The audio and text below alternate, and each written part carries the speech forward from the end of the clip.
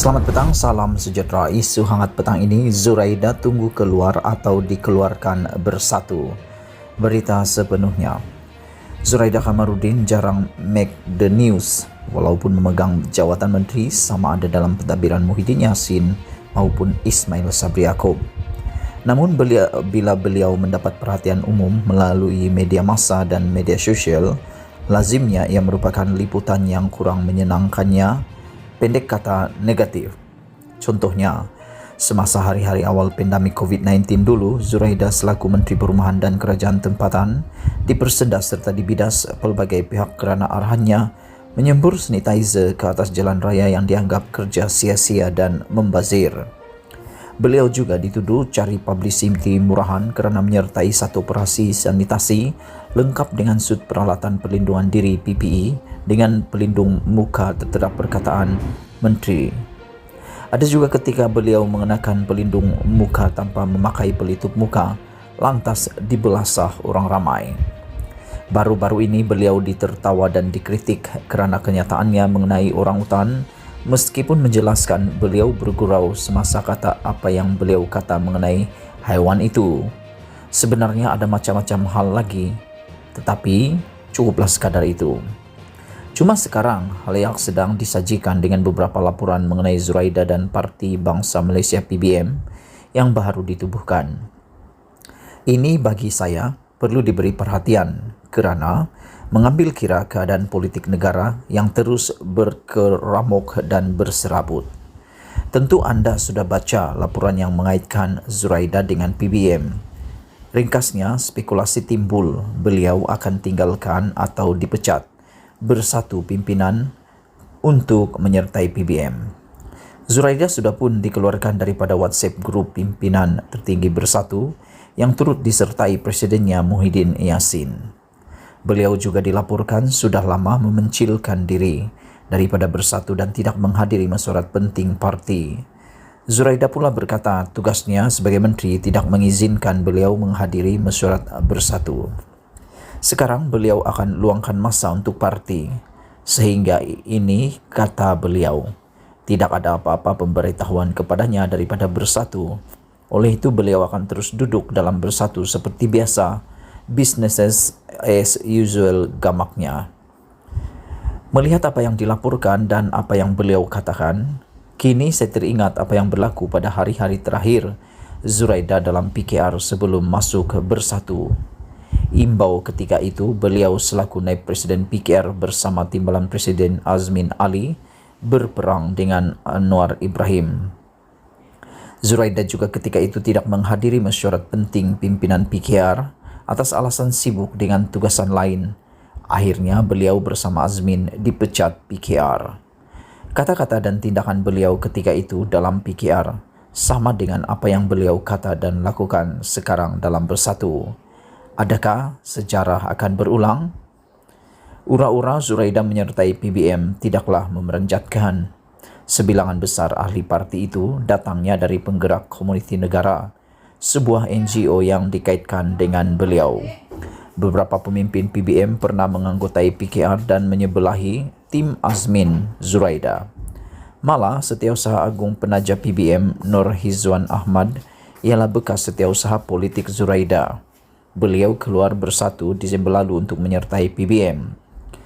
Menurut laporan akhbar 12 Disember 2021, Zuraida diberitakan bersedia mempertimbangkan pelawaan untuk mengetuai PBM.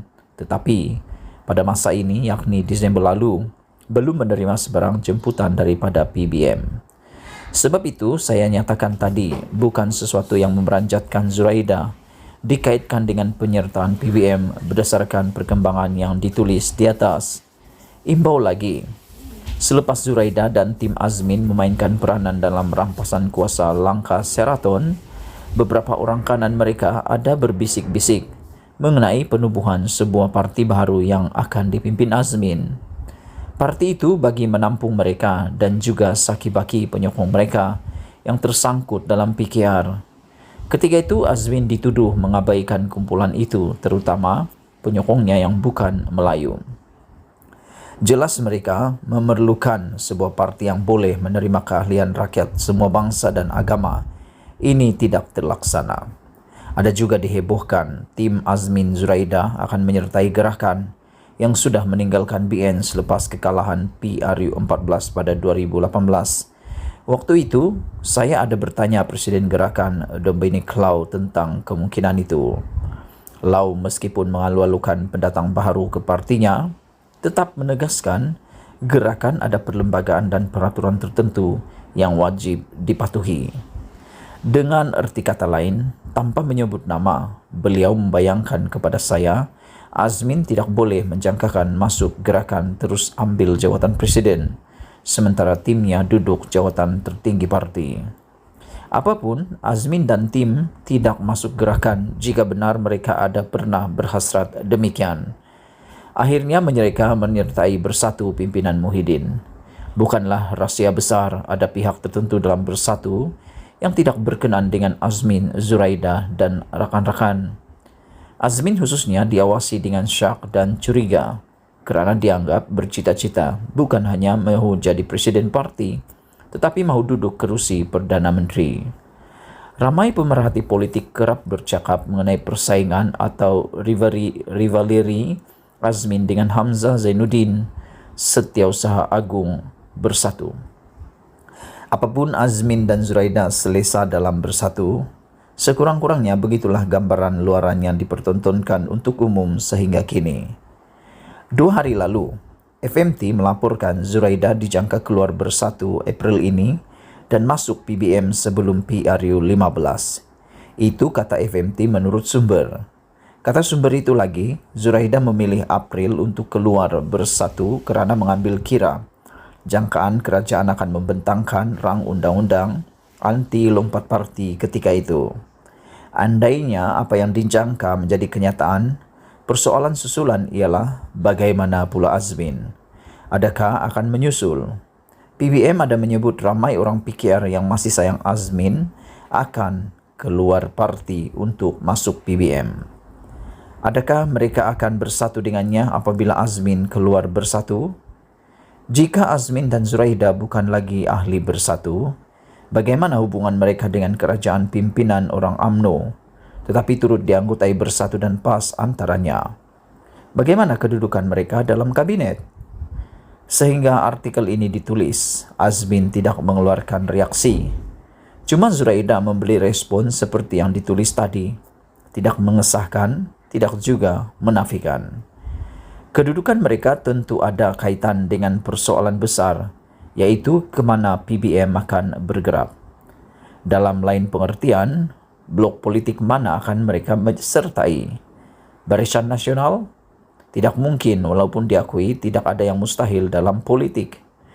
Tetapi umum tahu orang UMNO bukanlah peminat Azmin. Begitu juga Pakatan Harapan. Mereka tidak lupa apa yang dilakukan Azmin dan Zuraida dan lain-lain, sehingga mereka tumbang dan digantikan kerajaan yang masuk menerusi pintu belakang atau tebu katap, kata Presiden PAS Abdul Hadiawang. Mungkin PBM akan cuba nasib mewujudkan gabungan baharu bersama pejuang, warisan dan muda. Akan tetapi ramai dalam perjuang percaya Azmin telah tikam belakang pengasas mereka, Mahathir Mohamad, ketika berlakunya langkah Sheraton Februari 2020. Mudah pula berdasarkan perkembangan menjelang PRN Johor, agak lebih mesra PH. Lalu yang ada PN. Namun PN diterajui Bersatu. Adakah mereka rela terima orang yang tinggalkan mereka dan datang dengan sebuah parti baharu? Atau mahu menjalin kerjasama dengan parti baharu, Parti Kuasa Rakyat pimpinan Kamarazaman Yaakob, abang kepada Ismail Sabri Yaakob, Perdana Menteri sekarang? Atau berbaik dengan putra yang dipimpin Ibrahim Ali dan banyak lagi parti-parti kecil lain? Adakah yakin mereka cukup kuat untuk menghadapi PRU 15? 1001 persoalan, 1001 kemungkinan. Yang pasti PBM tidak boleh hidup seorang untuk hidup. Mesti cari geng. Zuraida tahu semua ini. Apalagi bosnya Azmin Ali. Artikel ini pandangan penulis dan tidak semestinya mewakili FMT. Dipetik daripada FMT, ditulis oleh Mohsen Abdullah. Pernah bertugas untuk agensi berita, media cetak, elektronik, dan dalam talian. Beliau telah menulis mengenai ini seperti nasi campur kegemarannya. Penulisnya ibarat durian, harum bagi setengah orang, tidak menyenangkan bagi yang lain. Sekian isu hangat petang ini. Jangan lupa tinggalkan komen Anda, sila tekan butang subscribe, dan kita jumpa lagi. Bye-bye.